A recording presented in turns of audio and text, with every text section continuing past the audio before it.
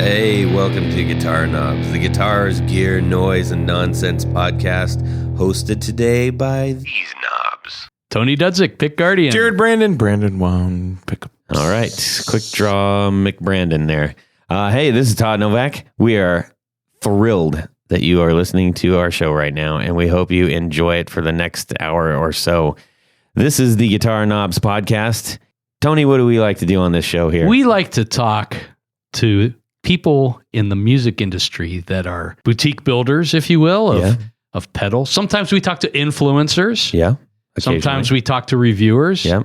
But our main focus, I think, you correct me if I'm wrong. This is what we are actually famous for. So we talk to boutique builders of guitars and amps and pedals and pick guards, for instance, and pickup makers and all the big spotlights were being used on the big boys. So we went to this nice little yard sale. We got a smaller spotlight, and we've shown it on all the little boutique builders. I think it's still a very bright spotlight. It's a bright one. It's just a little smaller. It's just a little bit smaller. That's the way we like it. But anyhow, these are some people that don't always get the attention that they deserve. That's true. Whether it's a guitar, an amp, a pedal, whatever, that people are putting together, not just to satisfy the mass market, but occasionally for a very niche. Their voice needs to be heard. And we are the voice. No, they're the voice. Oh, they're the voice. Yeah. We are the... Anyways, we got one of those voices on the line. Shut up, Tony. Who is this?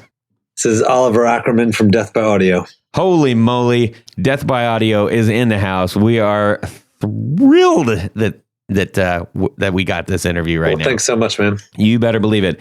For any of you not familiar with Death by Audio by name, you may be familiar with one of the most famous fuzz pedals out there, the Fuzz War. And these guys made it. And a lot of other amazing pedals too. And they've got a really neato brand. And we're going to dig right into it. And we've got the founder right here in our grasp. So... Is he We're the voice? We're going to have a fun time. He is the voice. He is the voice. There you go. I can't wait. And we are the projector. Right. Sure. Right. All right. I got to stop this right now with you guys. Okay. We're going to get to a couple announcements real quick. Do you have any announcements, gentlemen? I do. Oh, Jared does. Well. I would like to announce, and this is a Brandon Wound Pickups announcement, I will have a booth at Summer NAMM. Woo. Oh, cool. All right. So I will be talking about that until Summer NAMM. Well, maybe. Have you guys ever been before? Yes. Yeah. We went this last summer. Yeah. I've been there many times, but I've never displayed. It's going to be a first time thing. So it'll be interesting. We're going to let Jared do his thing and tell us of his experiences. Yeah. And who knows? Maybe we'll do something. Oh, yeah. Down the road. Oliver, have you been to the Summer NAMM down there in I Chester? never have. No, but I've been to Nashville many times, but never to Summer NAMM. Yeah, it's pretty dang fun. It's different. Now it's fun to walk around all day, but I mean, if you have a booth, obviously you're paying good money for that, and you're really hoping to make some good connections and get some business out of it. Yeah. So I think it's worth mentioning that I think outside the venue is where a lot of the bonus action happens, because there's more places, smaller places that's easier to get to. They're right there to have little shindigs with people. It's a good thing it's a good place to loosen up, Yeah. Especially out there in Nashville. Well, I think it's good training if you ever do decide to do the Winter NAMM out in California, because that is a monster of a show. Yeah. It's a lot of work standing there and just smiling and talking to people all day about, and trying to sell your product and being genuine, after 8 hours of standing all day. For sure. It's a crazy experience. Yeah. You were out there slinging it big time, weren't you, Oliver? Yeah, I never thought I'd be doing anything like that, but it's pretty fun. Yeah, and you were on a pretty busy aisle, as I recall. Yeah, I think we were on kind of a sort of metal row or something like that. They always put us there with Death by Audio, thinking that we make some coffin cases or something like that. Yeah. You guys had a great presence there, and I appreciated you guys in your full, regalia. And it was a fun time. It was great meeting your whole crew. So, Tony, you got anything else there? I don't have any announcements right now, but I'm excited for Jared because I think it's going to be a good step for him. I agree. I think people need to actually hear and play his pickups, and that's what he's planning on. And I'm sure he'll remind us constantly of it all the time. So, anyways, on to my announcements. We had a fantastic little, speaking of NAMM, there's a new announcement out there. Beatronics is actually doing their pre-order for the the Swarm. Swarm, it's called. Yeah, I heard that at NAMM. That was awesome. Did you guys watch that video? Oh, yeah, it was super cool. Yeah. It's pretty amazing. And so that's a really, really interesting pedal. This is going to pedal that is going to sell out, and then they're going to do another run. It's going to sell out. And they're going to do another run. It's going to sell out. So get over to Beatronics website and get yourself on that pre-order list. It's a pretty great pedal. Also, I want to let everybody know hopefully you recall our some of our chatter, and we had it on Instagram. Copper Sound Pedals did a nice little gift for us. The pedal board flashlights, which, as you recall, I was like, why would anybody want a pedal board flashlight? And then I got one. I was like, oh my gosh, this is genius. So we got to talking with him, and I said, I'd really like to get a couple of these for me, and I want to give them away to a couple of our listeners. So then we're going to give away 2 of them, and so be looking out for that on Instagram. I will make an announcement, and they're super fun. They're orange, and they have a black Guitar Knobs logo on it, and it's cool. Yeah. The only thing that I wish. What's that, Tony? I wish that it had like a foot switch on it. What good would that do you? Well, because you can use your thumb on a foot switch. That's true. Instead of a toggle? Yeah. Instead of the toggle. Okay. Well, Alex, hopefully you're listening. That's just me. Tony wants a foot switch on his. You left the light on, the show's going on, you want to turn it off. Yeah. Let's say you're in the middle of the show, you're playing, you got to turn off the light. Yeah. Got to use your foot. Yeah, or leave it on. It's just effects. Oh yeah, strobe it. Exactly. Blinding the audience. It is a pretty handy little tool, though. I actually used it. I used ours at the show last week. There you go. I just elevated my vocal tones. So the other one is, as I mentioned before, we are going backwards with our executive producers, and we want to include their 4 on the floors. So if you are a new executive producer, you can submit your 4 on the floor, and we just do a quick read on it, not the extendo version for the guests, but Sean S., who you've heard us say his name many, many times. He's a great supporter of the show, and he submitted his 4, so we'd like to share his. I love hearing what people's 4 on the floor is like. It is one of my favorite things. Number 1, the Boss GE7 equalizer. Now, most people say equalizer, what the heck? That's one of your 4 pedals, but his is the model. His is modded by Frommel. I'm not familiar with Frommel, but apparently it's kind of it's an important mod.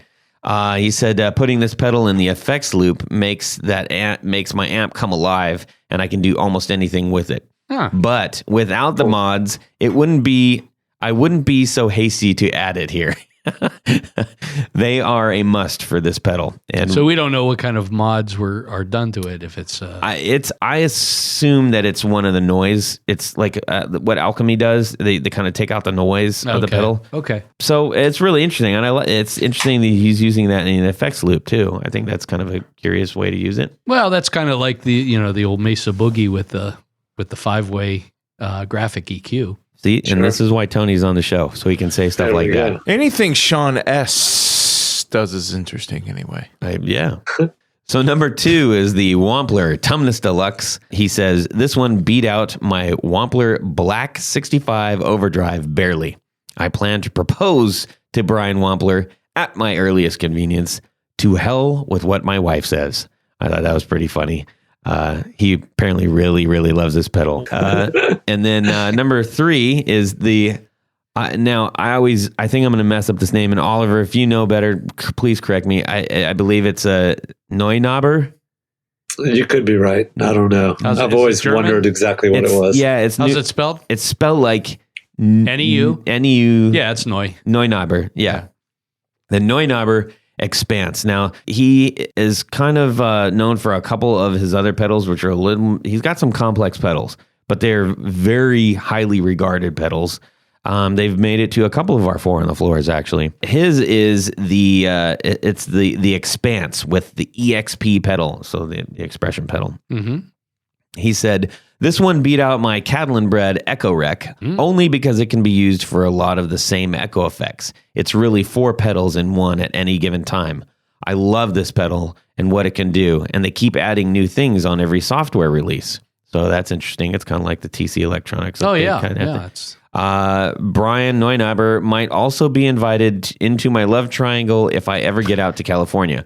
Or is it a quadrangle now? A square? Anyways, pure genius in programming these things. I like that he kept I like a running joke, right? And then number 4 is the Digitech. This one's really interesting. The Digitech Jam Man Stereo. I felt a little bit wrong including a looper pedal here, but my looper has been a good friend and practicing for several years now. It has been a good friend on this journey, and I felt wrong not to give it to do here. He was absent from guitar playing for a really long time, and he said that this really helped him with his muscle memory. Just kind of like practicing. Cool. Yeah. So anyways, Sean S., a great supporter. Thank you so much for sharing your Four on the Floor. And more to come from other Fours on the Floors. Yes. There you go. Nice one, Jared. We love you, buddy. All right, let's get on to what did we do in our music world this week? And Jared, go ahead. Oh, man. Just spin the wheel of what did I do, because there's a bunch. Pick one.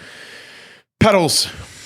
Because we're going to talk about pedals. So Temple board, great board. And I'm going to go ahead and admit this publicly, that I did not know what I was doing at all. And I used stupid Velcro. As opposed to the actual devices that the devices are these plates that stick to the bottom of your pedal. And then it comes with a little nut that you screw in on from the bottom. Yeah. Well, that's what all the holes are for. Right. I wasn't sure I wasn't sure how many of the sizes I need, so I just bought a lot of each size. And actually you can use a couple small ones on odd sized, and it's really a fairly simple system, and it's great. Sure. So the only problem I ran into was some of my Neutron pedals. They have the original. Is that yet another pronunciation? I know, it's a new one. Of Mutron? That's the overpronounced Mutron, because I can't say Mutron. Right. So anyway, I actually had a conversation with the Mutron guy. Right? Yeah. And they were discussing how to say it as well. So their pedals, they have the old vintage rubber feet on them, and I am not about to tear those off. Yeah, big squares or something, right? Right. They're like inch by inch squares. That's 1 inch by 1. And so what I'm going to do is take one of those little nuts to the hardware store and find out what thread it is. It kind of looks like I don't know, 438 or some weird machine thread. 38, 39, whatever it takes. Whatever it takes. Yeah, whatever it is. And I'm actually going to probably rig my own bolts so I can, tighten those pedals down on that board. Yeah. Or you can just take it off and put adhesive on when you got to sell it. Sure. You could do that. Yeah. Cable tie it to the board or something. Yeah. Probably don't want to. I don't want to do the cable tie. And the Velcro, that was a bad mistake. But that's a good point. That's my issue with having. It's tough to have a fuzz pedal, or sorry, not a fuzz pedal, a wah pedal. Some wah pedals on your board, because then you have to you got to figure out the different screws if you don't want the feet on the board, or. I mean, famously, oh my gosh, the rat is a nightmare to have on a board, like the slant case rats. Goodness sakes. I always figure out like what the right size screw is and then just buy longer versions. Like, you guys were talking about, because then you can screw it through your board, and you could even put the feet on the underside of it or something. But that's true. I don't know. Well, it's a fix, but not the best. And the Rat also has, not only does it have the feet, but then it has that like compartment giant battery door. The battery door. Yep. But if you take that off, like it's just a goofy system. It's not very clean, anyways. Blah. And one more thing I wanted to add. So get yourself a woodcutter instead, or a big hunk of epoxy. Yeah, right. One more thing I wanted to add to my week was I went up to Akron. I was looking at some really cool guitars at a guitar shop there, and my buddy Dan, he pulls out this 1964 Stratocaster. It had a rosewood slab board, and it was a one owner, and it was in really good shape. I mean, it still had the skin oil on, where that bevel is, a cutaway on the lower corner. It was really cool. Like, it was just never messed with. And that was really fun to play. Those old ones, they feel a lot different. Just so different than the newer Strats. They were lighter. They just felt like they were handmade. And today's, I don't know if because they're drowned in, poly today. I don't know. But they just felt more real, from the 60s and 50s or whatever. That's the truth. Yeah. So that wraps up my week of what I did. Excellent. Let's hear from Oliver. Let's see. What did I do? I went to this party at this house down the street and saw a band, Don Babylon, play. They were pretty good. There was some other band. I can't remember their name, but they were pretty good as well. Kind of felt like the old dude at the party. Definitely like walked in and was like standing on someone's jacket or something that was on the ground, But was it like a house party kind of thing? Yeah, it was like a house party. Yeah, cool. It was in a basement. Those are fun, man. Yeah, there needs to be more of those. For sure. If you got a basement, throw a party. Exactly. So that was good. Besides that, just been playing and recording a lot of music, gearing up for this tour that I'm about to go on Sunday or something, heading to Australia and New Zealand. Whoa. With your band? Yep. Place to Bury Strangers. What's it called? A Place to Bury Strangers. All right. Well, everybody's going to rush out. Are you guys on Spotify, right? I don't know. Probably. Okay. Place to Bury Strangers. Were the strangers killed by death by audio? Could have been. It's very dark. Yeah. Yeah. Nice. That sounds like fun. So yeah, right on. Should be good fun. Yeah. Tony Baloney, what's going on, buddy? I think I'm going to talk about it. Sometimes dealing with friends. Dealing? You mean like business dealing with friends? Yeah. The gist of the story is I had a friend of mine. I paid you for the pig guard, right? Uh-oh. I won my $2. No, a friend of mine put together a Les Paul custom type guitar. And it took a long time. And when I got it, I was very disappointed. It was not done well. And I mulled it over for a couple of days. And finally I said, I thinking to myself, I can't accept this as it is. It's just, it was too much money and it's not where it ought to be. So then I spent another day or two figuring, how do I contact this friend of mine and not crush him and not be in a real, a bag of douche. And so what I ended up with is I kind of spent a couple of minutes and I kind of wrote down what I liked and what I didn't like and had pictures to support all of that. And so I sent that over to him.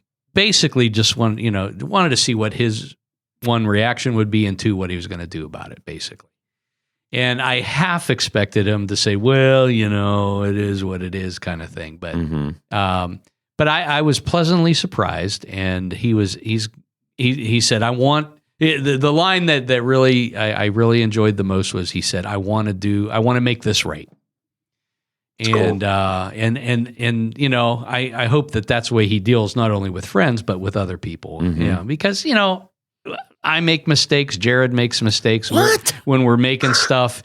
We're not perfect. No, we are far from it. and really it's all in how you handle the mix ups. And I did 2 this week, and it's just like, it's going to cost me money to make it right, but I'm going to make it right. And my buddy. So long story short is he's going to put together a couple of really cool guitars. One of which is it's kind of a Japanese tattoo Telecaster. I have seen this and I covet it. It's the graphic work on it. It's basically a Telecaster body or Cabernita body, single pickup that has a Japanese tattoo print that's cloth attached to the body, and then it's just soaked with a ton of front and back lacquer. It is awesome. It's a really cool guitar, and over the years I've been saving certain pickups for different things. It's a single pickup humbucker. And it's one of the old 70s, maybe early 80s DiMarzio Sun. It has the engraved cover with the Sun logo on it. And supposedly those were all wound by Larry DiMarzio himself. And it's essentially 2 Strat coils underneath the cover. And it's just a kind of a cool pickup that I got years and years and years ago, and I was just holding on to, and it kind of really ties in with the graphics. I wonder if those are the same pickups that are in that Suntech Strat copy that I have. It might be, and it's a neck through. That there's that the Sun label is in the case of that guitar. Like there's DiMarzio, not to be confused with Sun amps. Right. Yeah, This is like an engraved picture of the Sun, like with big. It's really cool, and it's from the mid late 70s or whatever, and they sound really good. Yeah, they're cool pickups. So anyhow, there was a thing in the 70s. A lot of Sun stuff going on, like good vibes, suns and moons, stuff like that, and stars and clovers. Yeah. They're always after me, Lucky Charms. I think it's because of the type of drugs they were on, like ludes and stuff. Yeah. But anyhow, so long story short, long story longer, it's going to be a very cool guitar. Yeah. It's kind of when you see this thing, it just kind of takes your breath away. I know about 150 tattoo artists that would give their, right arm for that. Yeah. Their right arm tattoo for that. Right. So anyhow, I'll have that together probably here in another week or two. Right on. We can bring it in. We'll commiserate. Yes. He just has to finish the neck on that, right? Yeah, it's going to be done this week, supposedly. He makes a good telly neck. I know that. Yeah. As for me, we had a show this week, and I had just an amazing time. It was one of the rare occasions when you get to go and you play out, and you end up just making friends with all the bands. Like we went awesome. we were at Denny's at 3:00 in the morning, just like talking about the show. It was great. That's the best. I did that. It was awesome. 20 years ago, there was nothing better than going to Denny's at 3 a.m. Well, by yourself. And back then, you could smoke in Denny's. Yeah, that was awesome. Remember that? But that wasn't the necessarily the guitar related thing. Even though I was playing guitar. But I brought my Zoom H4n mic to the show and just asked the guy behind the board. I said, "Hey, can you record the room?" And got a pretty decent recording out of it. It was a little bit on the boomy side, but what are you gonna do? But we got the whole show in its entirety, and I didn't have to mess with anything or worry about anything. You just had it on a tripod back there. We had a good sound guy, so. When you told me about this the other day, it really reminded me of the rewards of playing out and having a good time. It's not necessarily the cheddar that you do or don't get at the end of the night. It's just having all given fun. to Denny's. Right. We tipped the waitress really well. We had like 15 people. Oh my. Yeah. Anyways. And they pulled us on, like each of the bands like kind of had a, pull up on stage, and I think I got up and did We Are 138 with some of the guys, and we did Neat from the Damned. Yeah, that's a great one. It was fantastic. It was great. Anyhow, so yes, awesome weekend. It's great to talk about guitars. It's even better to play them. So yeah. 1, 2, 1, 2, 3, 4 on the floor. All right, 4 on the floor. Oliver Ackermann from Death by Audio. Give it to us. Woo. Yeah. All right. My 4 on the floor. What pedals I think are absolute, you kind of must have. The first one is a Sans amp. And I don't really ever put this pedal on my board or anything like that, but it's kind of the ultimate pedal to have in your guitar case. If that makes sense. Okay. If Are you talking about the original Sans amp? Oh, actually, one of those bass DI things. So whatever that's called, I just nickname it, I guess, that because of what it is.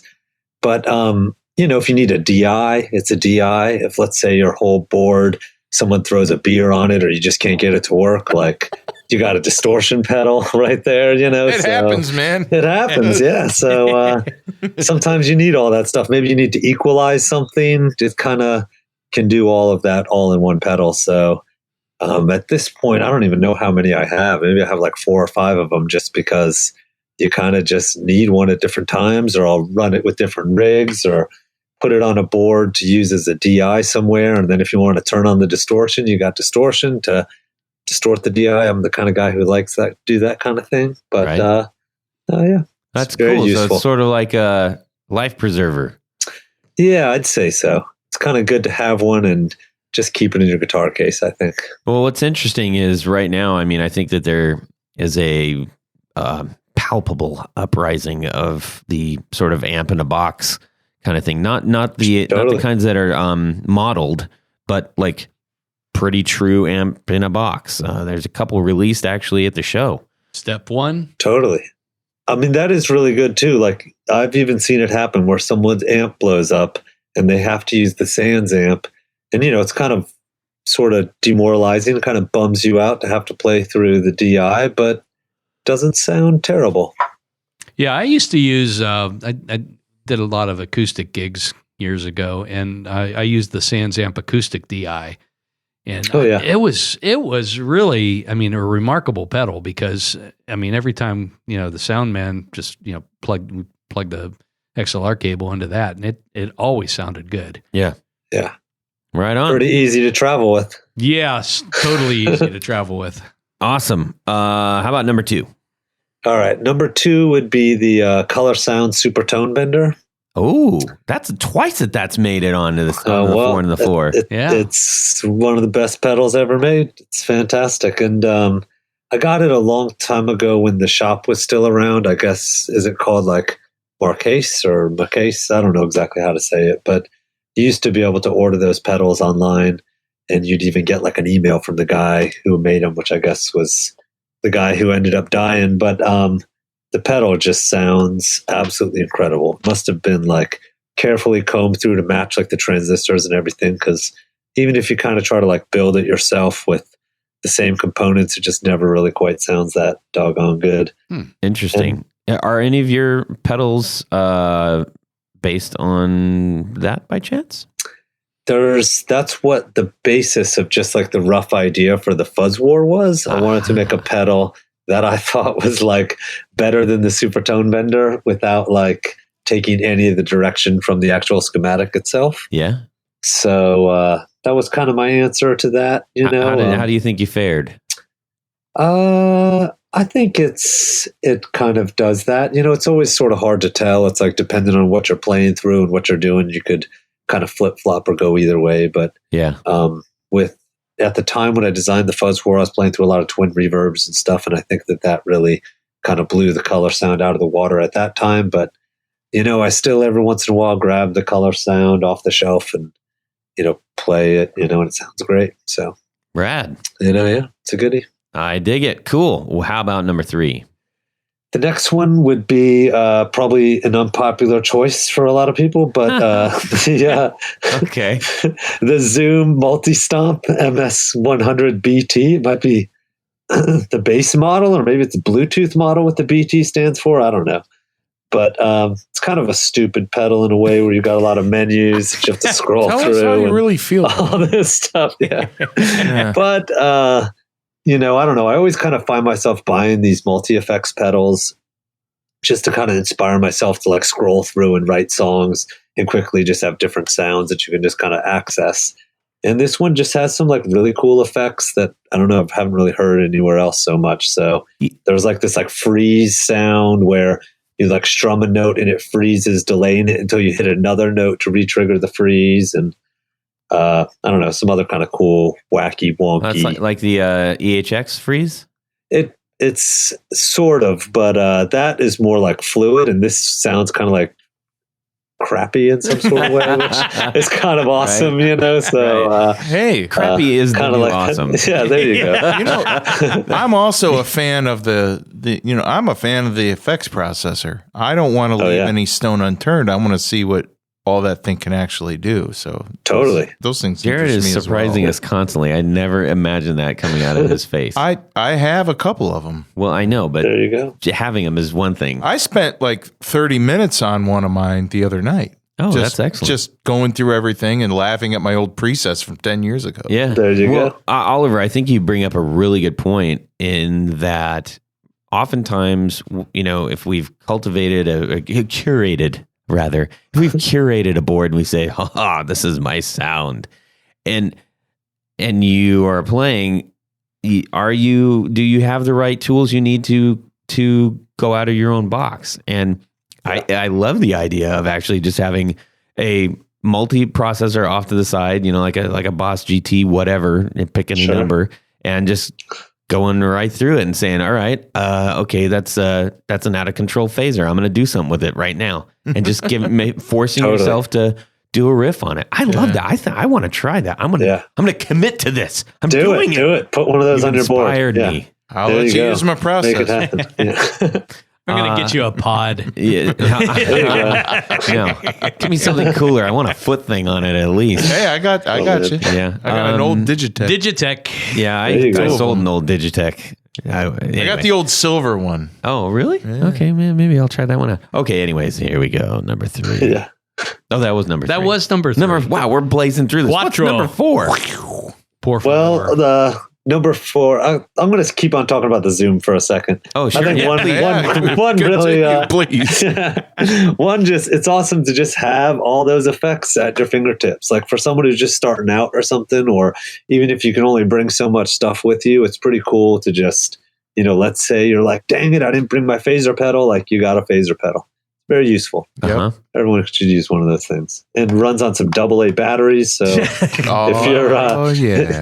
you've got a choice between watching TV or your Zoom, take out the remote. This is silver Zoom, right? The silver. This one's blue. I don't know. Oh, okay. Yeah. I have the old silver one. I still have an old silver Zoom. Oh yeah. Those ones are cool too. Have you tried any of the? I noticed that SansAmp has a couple of kind of multi-effect pedals that they put out a while back. I know that we talked about the SansAmp Bass DI, but have you tried any of the new multi-effect ones that SansAmp I haven't seen. They had a bunch of like ones with like little small knobs or something on that. Is that right? It was probably, I don't know, 16 or 18 inches wide and had like a number of different things. One was for like an acoustic guitar, one was for an electric, one was for a bass.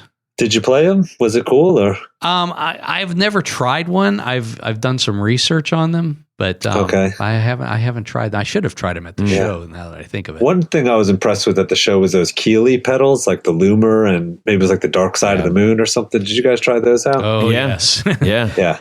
That's just like, so it's kind of the same sort of thing as a multi-effect. Like you've got 3 really cool kind of, digital effects as well as like a distortion, which can kind of do everything you want. I thought that was pretty cool. The Dark Side of the Moon is a really nice, very well put together and very solid. Like you pick it up and you go, totally. Yeah, this is solid.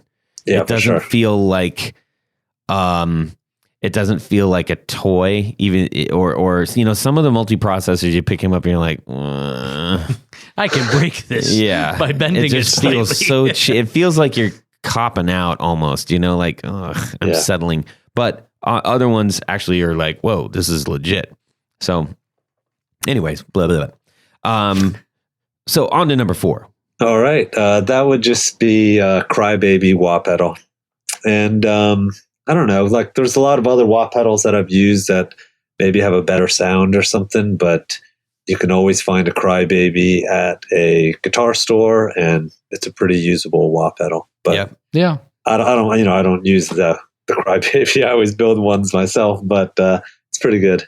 Right it's on. A good pedal. And any particular, I mean, it's kind of weird. They've taken like one pedal that does one thing and made like 100 versions of it somehow. Yeah, definitely. Yeah. I don't know how they managed to do that. Some of the componentry. Do you find it's not unlike the Gibson Les Paul. It's like, how many are there? Yeah. Really? Yeah. Totally. So do you find you're using it as a true wah, or do you like to do like a fixed point kind of a...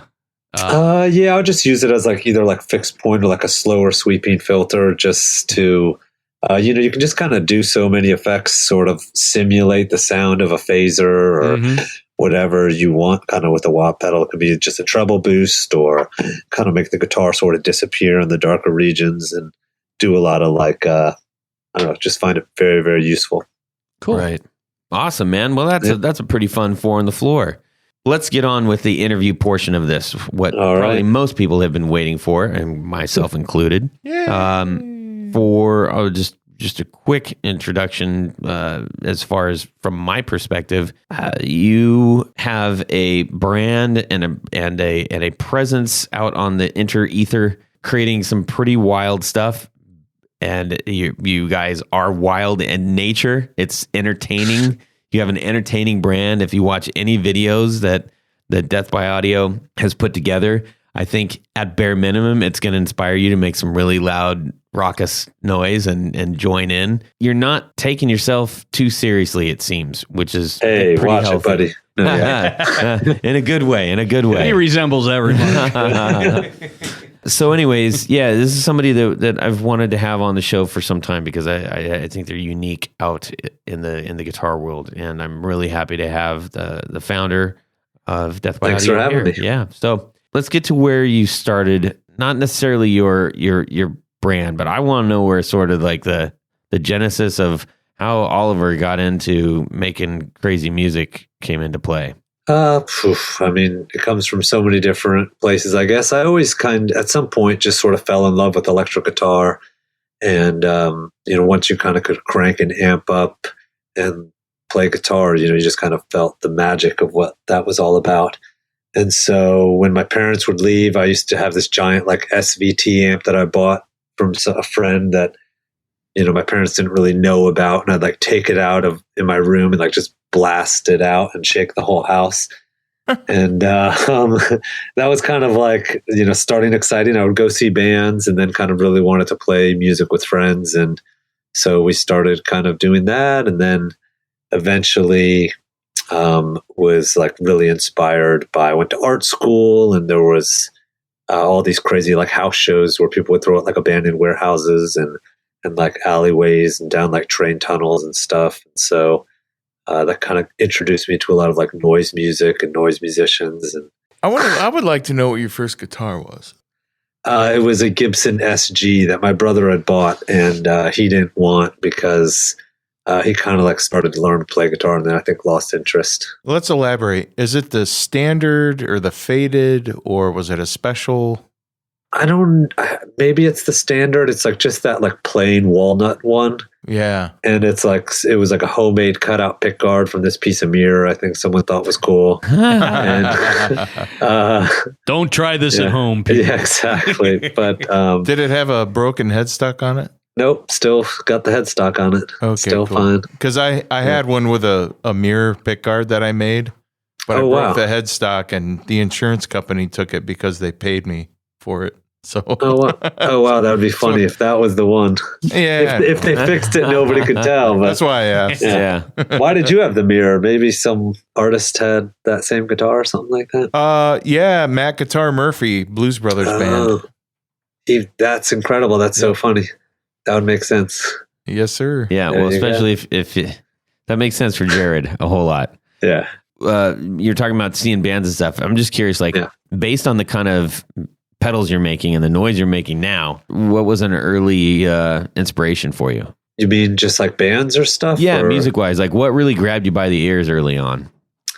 I guess at first we kind of, when hearing bands like the Jesus and Mary Chain or My Bloody Valentine, that kind of got me excited into kind of, effects pedals and wanting to create music and sounds, which would kind of take me to those kind of psychedelic sort of places. But I don't know. Later, watching like Noise Acts and stuff, it was bands like Six Finger Satellite and Lightning Bolt, and I don't know, all sorts of Providence kind of bands. But that's where I was living, so that's why that made sense. Okay, that's cool. Well, that kind of makes sense. I mean, there are sort of expansive noise bands, so Sure. know what you're doing right now definitely seems like it aligns. One of the big things I think it's worth mentioning, you are known for fuzz. Is that safe to say? Do you think that's safe to say? Sure, it could be. Yeah, I mean, we definitely make a lot of things which have like the capability to also distort and hear what it sounds like when you take the effect that we make in, you do distort it or take it to the limit. It's, I think kind of just the nature of different processors and chips. It's kind of interesting when you do kind of like take them to the limit and, give the user the ability to sort of do that. Right. I think the Echo Dream too Sure. is a very good example of that. Like, hey, we make an Echo machine, but it's got fuzz. And several other things to completely blow out any intentional music you're trying to create as well. Sure. Yeah. What were some inspirations pedal-wise for you? I mean, I think it's safe to say probably the Big Muff was, but what were some other ones? I mean, just kind of whatever I could get my hands on. And definitely I liked a lot of that electro-harmonic stuff and, like the Memory Mans and the filter matrix flangers and polychorus and all of that. Those micro synth pedals were like really cool and definitely took apart a bunch of those. I really love the Mutron stuff. I think that those circuits were like really so rich and warm, and all of them in that series just kind of had such a sound that I felt like was really important. Even like a lot of those pedals from like the 70s and whatnot, which kind of maybe don't totally work right. And some of those old flangers and like the Chenet Fuzzoirs and stuff where there's kind of like some bad components where like while you're trying to use the wah, it like cuts in and out. And I think that those are kind of like some of the coolest sounds, I think. So, it's almost anyone can kind of like, play guitar in some ways, not necessarily, but, but there's like a moment when you're like scrambling to like make your sound work where you're like really kind of on the edge and anxious. And that's just exciting. Well, one thing that I think your pedals offer is sort of, they allow spontaneity to happen. Yeah. I think that is an interesting thing to have within your music quiver of instruments, because so much of the time when you're creating music, you're playing guitar, you're like, all right, I'm making a song. Great. You made a song. Now I'm going to practice that song 1,000,000 times so I don't mess it up on stage. Right. Yeah. But then you get on stage and you find yourself in a moment where you're like, oh man, I really want to get some like squealy harmonic right here to just accent the feeling that I have right now. But you haven't prepared yourself with the equipment to maybe be able to For sure. do that completely spontaneously. Yeah. And your pedals seem to have a lot of that built into it. Yeah. I mean, I think that stuff is like kind of important. And I don't know if other people are really even embracing that so much and creating effects. Like a lot of these, as I was kind of touching on before, some of this stuff from the 60s and 70s and whatnot had sort of problems. So like when you would take them to the limit, it would sort of do something additionally, which would kind of like sort of mess it up, and people kind of take out some of these like really interesting and spontaneous sounds to make the pedals like more like universal and usable. So I just think it's kind of fun to sort of embrace, like the performance and what it's going to be to like translate some feeling or emotion into playing guitar, playing this music, and giving you the kind of tools to I don't know, turn your guitar into a fist or something like that, and do something maybe you wouldn't normally do with practice. Mm-hmm. I think the fuzz gun is one of those that I especially took to, in the sense that you have a fuzz pedal, a very very adequate fuzz pedal with like loads of Velcro-y, gatey business going on. It has an oscillator toggle, so you go from straight gate to oscillator. And when I was playing, I was like, well, let's see what this does. And I went to oscillate, and I started playing. I didn't really oscillate much, but then I stopped playing. Then I was like, whoa. And then it just started giving me all kinds of frequency, Sure. I was like, just like you're standing in front of an amp with your guitar trying to get those squealy, harmonic oscillations going. And I mean, that can be really difficult at times because it's like every guitar you plug up into that pedal sounds different. And, if you're trying to re-replicate the same sounds, that could be a problem. But, maybe that's... But that's something that you should strive for as a musician, right? That's where the spontaneous part, because you're like, I don't know what frequency is going to come out of this right now. Although you can dial that in a little bit. But what I found equally interesting, because I typically don't read the things straight away. I just want to kind of play around with them and see what I can get out of it, like the instructions and stuff. It started to get like crazy, so I just said, well, I better turn this down. And then all of a sudden, I was like, wait a minute. Oh my gosh, I can control this oscillation and the squeal with my volume knob. Yeah. And my tone knob. Oh my gosh, this is amazing. So and your switch. Yeah. Oh my, that's right. I was flipping the switches. I was like, this is awesome. So that was really neat. And I personally, I like to have as much control as I can when I'm playing live, because I don't like messing up. You're not like a control freak or anything, are you? Not me. But this was like, hey, I'd kind of like to explore with doing something like this. So, anyways, that was really neat. I think the common theme on a lot of these pedals is it introduces chaos. Totally. And that's, and that can be from a creative standpoint. I mean, it can be, especially in a live situation. Yeah. Is it repeatable? Probably not.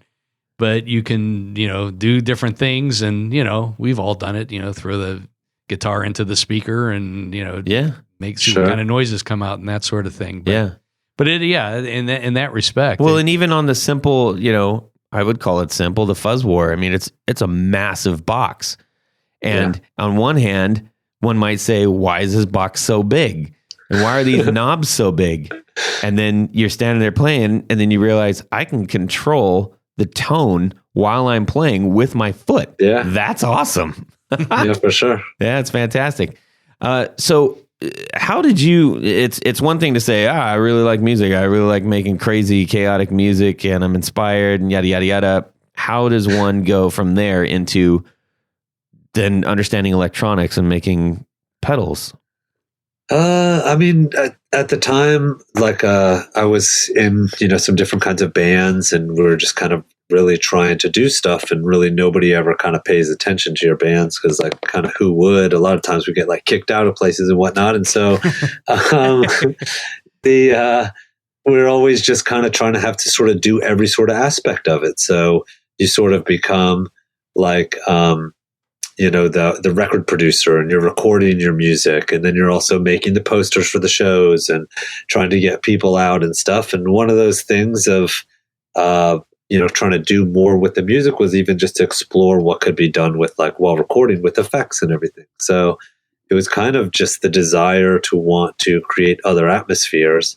And so this was kind of the days before there was any of this information on the internet. I would just go to different libraries all over in my travels and check out electronics books and read them, and just trying to take apart things as I possibly could, and even doing things like teaching myself how to solder. It like took me years to just even figure out how to actually solder, and all sorts of stuff, where I just really wanted to make this stuff happen. Did you have any like aha moment that clicked for you along the path of learning?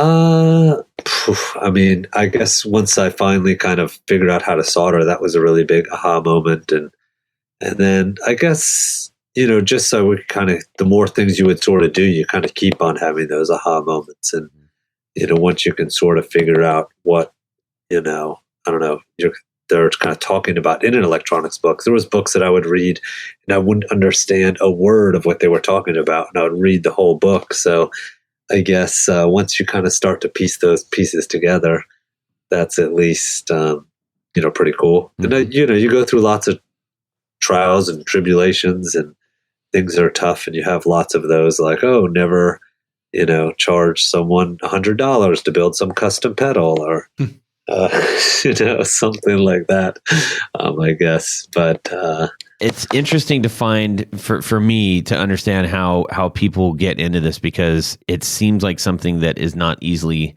gotten into, because you can have a great idea and say, I wish a pedal could do this. And you can say, ooh, I wish this pedal looked like this. And I like, but when it comes down to it, unless you're having somebody else actually put together the circuits, you have to either figure that out or buy them like as in a kit or something.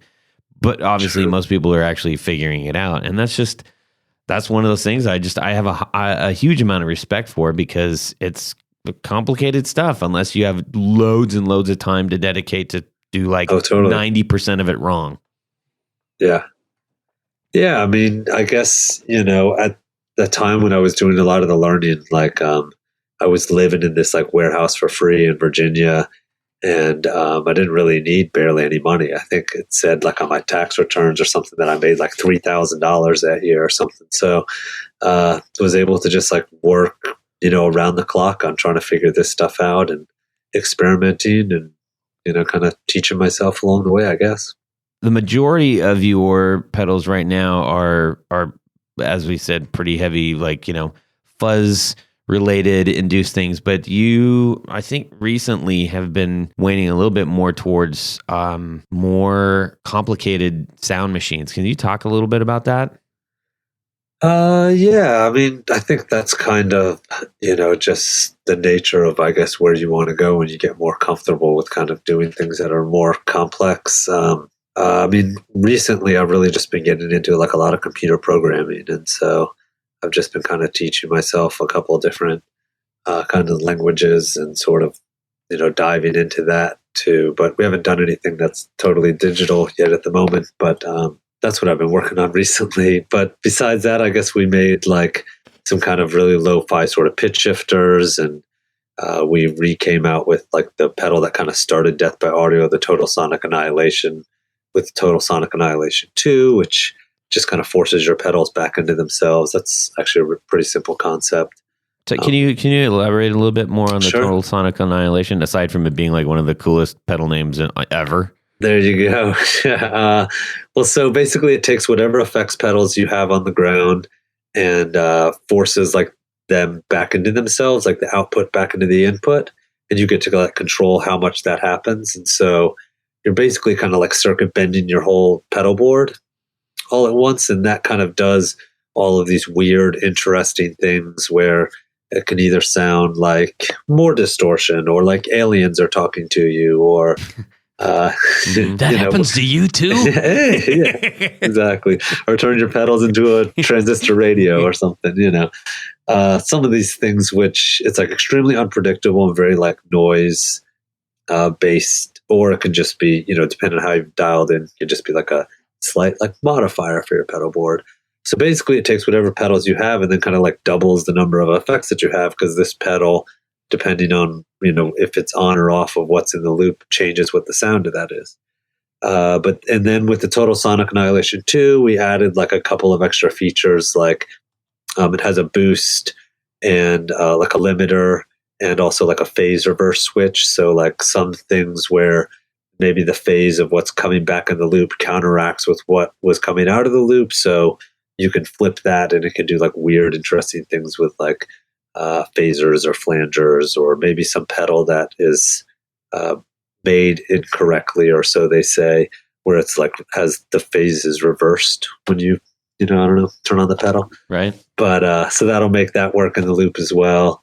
And then also that makes the pedal itself, if you don't want to put anything in the loop, it also works as a distortion and an oscillating distortion. Or if you even just plug a cord straight into the output, it's just a standalone oscillator. Cool. You had mentioned that you're looking into programming and things like that. Do you see that as the direction that a lot of the pedal makers are going to go, or are they, going back more to more simplistic types of things? I mean, I think that's definitely like, the wave of the future, or at least incorporating that with ideas. I mean, it's just kind of open-ended. It's like you're dealing with code at the moment, and, it's real primitive right now. So I'm sure at some point it's not unbelievable to just say that, you would have a little box that would have, the exact replication of every single effects pedal that ever was, that you could have at your fingertips. To say that that's the ultimate way to interact with the pedal, that's like another story, So I think that that's where, things kind of still could get interesting for these objects that are pedals that you actually use, because it's maybe a little bit more than just what they sound like. I think that's a really good point. And to me, okay, I'm gonna draw a metaphor here. In my professional life, when people ask me what I do, I'm like, it's kind of like Iron Chef or Chopped, except with creative stuff and advertising stuff. You're given a set of parameters, and you have to work within those parameters, but you also have to make something amazing out of it. What I like about what you and a handful of other people are doing with these pedals, you're not just saying, here's everything, here's the entire supermarket, go ahead and make something. 9 times out of 10, you're going to go for something that's comfortable, or you may pick something that's so wacky that it just doesn't, it's kind of useless. But you're providing parameters, which I think is really interesting, because you're saying you can do anything you want as long as it's within this. And the thing that I'm giving you is going to allow you to step far enough out of your box to where you're going to be uncomfortable, but maybe not so far that you're going to kind of get lost and give up. Yeah, I mean, it is like a tool, so it should kind of be, I feel like they're, at least the things that we do are like designed to do like sort of specific things. It's like you don't really want like a hammer with a lawnmower attached to it. I think that would, honestly, that would be cool. That would, all right. It would be really cool, Yeah. But, dangerous, but cool. Yeah, for sure.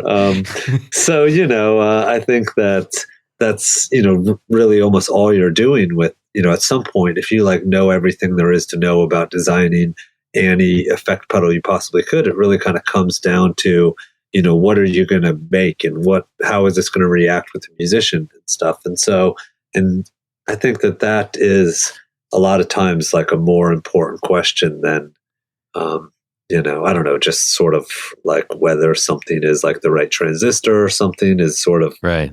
Does it kind of, work to create a flow of, people creating music. Yeah. It's kind of like a mystery switch, like, or just There having something that's going to be like, who knows what's going to happen when you do this. I think one of the ones that strikes me the most that you do with this, and is evident from watching a specific video that I saw, is the evil filter. And I was looking for more information on this. Surprisingly, there isn't as much out there as I would have liked, because I think it's a terribly interesting pedal. And I watched one, it was Joel from Chicago Music Exchange. The video was about 12 minutes long, maybe 15. And I'm pretty sure at least 11 of those were spent going over what each of the knobs does. and the thing is, he's an amazing player. And here he is just going ad nauseum about, and then if you do this, it'll do this. And if you do this, it'll do this. And you flip this, it'll switch. And I was like, wow, I don't know what this does yet. But I'm terribly intrigued. Sure. So you've got a really wide range of pedals in offering everything from just, overdrives and echo machines and loads of awesome fuzz stuff. And now you're getting into a borderline Euro rack and a pedal box kind of things. Sure. Where are you hoping to take Death by Audio? I guess, just in a place where we're kind of even, innovating and creating more things. It's like I try to sort of have as much time as possible to just kind of focus on, inventing new things and kind of, experimenting with new technologies. And, we also just have to do a lot of other things here. So, I guess as much as possible, just kind of continuing furthering experimentation and, working with other people to see kind of where we can push the boundaries. And, see what you can make.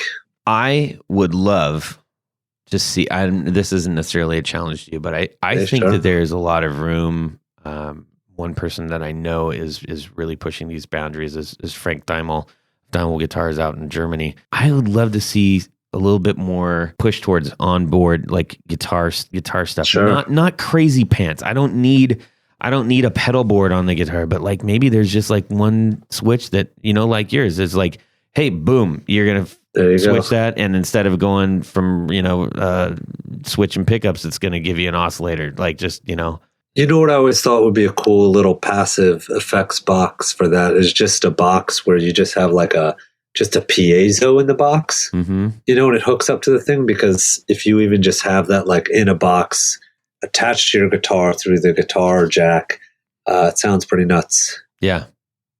Yeah, indeed. I don't know. Yeah. Well, if you end up doing anything like that, be sure there you go. Give us a holler. For sure. Yeah. Well, cool, man. I really appreciate you taking time to go over Death by Audio, and there you go. Thanks for having me on. If you guys aren't familiar with them yet, be sure to get to their site, check out the Instagram. I think you guys do a great job of letting people know who you really are as a company as well. I think. Oh, cool. Some brands are like, "This is my pedal," and then you're like, "Well, what about you?"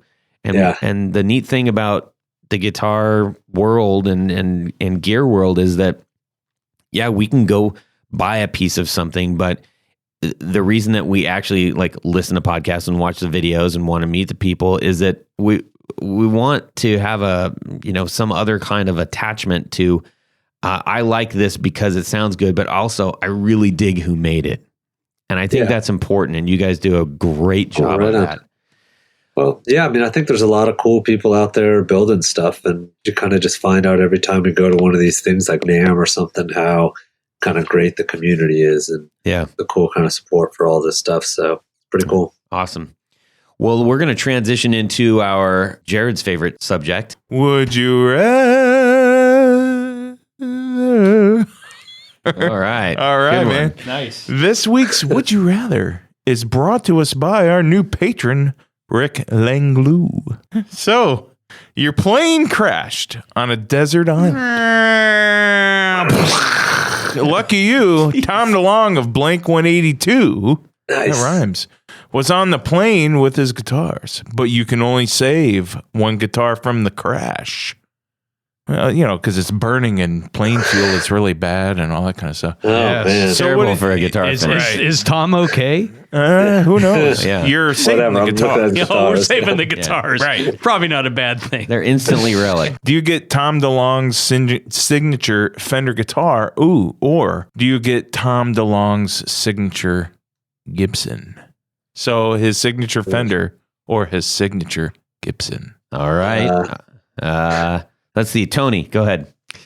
I think I'm going to go with the signature Gibson. Okay. Why? Because only Gibson is good enough. I agree. That's No. That's like a 30-year-old slogan. It is. I'm dating myself, aren't I? As long as the headstock didn't snap off his crash. Oh, that's true. That's true. That's interesting. I don't think I've ever seen a Fender, because of the maple necks, have a broken headstock. I think I saw some chips and some. I think the only reason they get defaced is from people just cutting them. Yeah. Purposely. Yeah. So for those who don't know, it's sort of like a 335 style. Yeah. That's cool. Single pickup. It's single pickup, racing stripes. racing stripe right down the middle. I'm just reiterating everything that Tony says because he knows everything. It's kind of tannish. And for let's be Bronzish. clear, the Fender is like a Strat body. It's almost like a Strat Renita, like a Cabernita, but in a Strat. Yeah, I think that's a fair assessment. Tony, I'm still going with the Gibson. I mean, I like the 335 body guitars, and that one in particular is kind of cool because of the racing stripe. okay, dig it. Oliver, how about you? Definitely the Gibson. I mean, if you're on an island, there's probably not an amp, so 335 would be a little bit louder, Good probably. point. Good That's point. an excellent point. Also, maybe you could use it as like a floating device, or maybe or a paddle. A paddle, if you're you know, making a yeah. raft. That is, all these things are true. You're so practical, Oliver. Hey, well, we just had a plane crash. You know? Jared. It would make all the sense in the world to grab the Gibson, right? Right. But I'm just going to go against the Gibson grain. Hey, there you go. No. I'm going to go for that Stratocaster. Yeah, it's okay. I mean, I'm just picking it because no one else is picking it, and it deserves to be picked by at least one person. Okay. So I'll pick it. All right. Good job, Jared. Yeah. Thank you.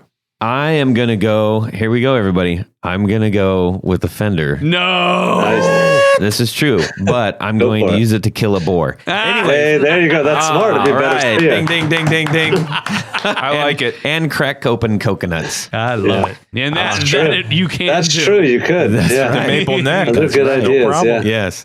And crack Tony over the head and grab his Gibson Tom DeLonge 335 go. style. Last Smash canteen it. of water. All right, we got a few people to thank real quick, and then we'll let Oliver go here in just a second. Tony Baloney, hit it, baby. Well, at this point in the show, we like to thank a special group of people that join us via patreon.com/the Guitar Knobs. And these are our executive producers, and there are various levels that you can join in and help support the podcast, and we greatly appreciate each and every level. But at this level, you get a great prize package, including T-shirt and barefoot buttons and stickers and picks and bears. Oh my! And the best part of being an executive producer is to have your name read on the thing. and that's what I'm going to do right now. Woohoo! So I am going to thank and welcome on board Mr. Rick Lenglou. Thank you, Rick. He's our newest executive producer. That's right. Thank I like you so him. much. I like him. Also, let's welcome Michael McVeigh, Michael Sanchek, Brian Robison, Jonathan Jerusik, Ken Sayers, Corey Nigro, Doug Gann, Brad Partridge, Michael Van Zant, Doug Christ, Darren Gregory, Robert Marfleet, John Anglin, Chris Kearney, Sean S. Oliver Gonzalez, John Daly, Robin Smith, Pete Marshall, Carlos Mancha, Matt Brammer, David Wolfson, Martin Cliff, and Tom Barazin. Tom Barazin. There we go. Barazin. Hey, everybody. Thank you guys so much. Your help is so welcome and needed, and we truly appreciate you. And it's just great knowing that you guys are out there digging what we are doing. Oliver from Death by Audio, thank you so much for joining us on our show. I really appreciate you sharing everything with our audience. Where can people find you? Deathbyaudio.com. Okay. And how about your band? A place to bury strangers.com. Right on. Excellent. There you go. Tony Baloney. Let's just say you need a special pick guard. You've got an anniversary coming up. I need 2 of them, by the way. I know you need 2 of them. Or you're changing out pickups, whatever you want. Right. Go over to pickguardian.com. See, the sky's the limit. Really. Or you need to put a pick guard on that Tom DeLonge. Or you need yeah. exactly. That's what I'm talking about. Just give them a call. Yeah. That's the best way to do it. Or an email. Yeah. Or an email. Or go over to Instagram. Check out some of the other projects I've been working on outside of Pick Guardian too. Perfect. Jared? Well, if you guys need some new pickups, some new old-looking pickups to match some other old pickups, More that are importantly, old, really great sounding pickups. you're right. They do sound good. Thank you. BrandonWoundPickups.com. Jared, Jared, at Brandon Wound Pickups. I'm on Instagram. I am now on a Facebook group called Brandon Wound Pickup Fans. Please join us there. And especially if you're a Guitar Knobs listener, I will definitely let you in the group. I do little special videos that I only post to that group. So please join us there. Yeah. Cool. And you can hit me up, DM. That's a direct message on Instagram if you want to share something. We would love to hear your would you rathers. So send them in. Continue to send them in. We're getting really fun ones. It's great. That's a good one. And you can also shoot me an email, todd@theguitarknobs.com. Everybody have an awesome guitar week. We shall talk to you soon again. And subscribe! Yeah. Let me prepare myself. Are we recording? Langlois? How do you say his name? Langlu. Langlu. Langlu. Langlu. Langlu. Now, the internet here is poopy.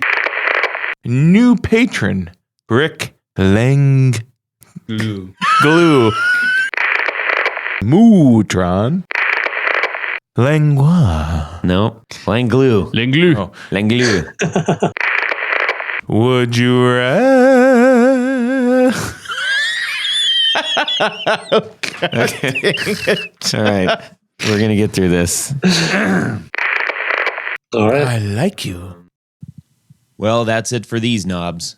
Please visit our Patreon page at patreon.com/theguitarknobs. Visit our website at theguitarknobs.com for all of our past episodes, 4 on the Floor blog, and other good stuff. You can connect with us on social too at our Facebook page and share your gear and stories on our Facebook group. Also, be sure to check out our Instagram at Guitar Knobs. Catch you next time.